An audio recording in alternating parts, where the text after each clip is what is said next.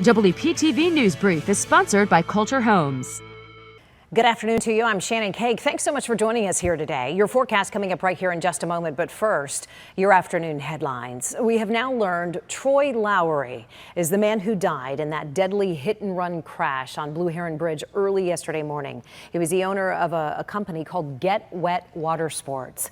Right now, police are saying a black Mercedes and that golf cart he was in crashed hours before sunrise there on the bridge. Police say the driver of the Mercedes took off on foot. Join us tonight for News Channel 5 starting at 4 o'clock. We'll have the very latest developments on this story. Lake Worth Beach has declared a housing state of emergency. That declaration streamlines the process now to receive additional funding, and it allows the city to look into long-term solutions like housing studies and rent control too. But Florida law does call for specific steps to be taken first for rent control to be considered.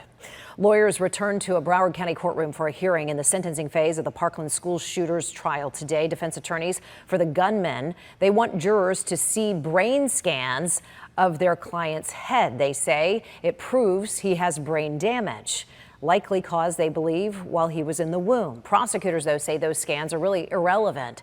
Jurors will not be back in the courtroom this week at all. When they do return next week, they will ultimately decide Cruz's fate. Kate?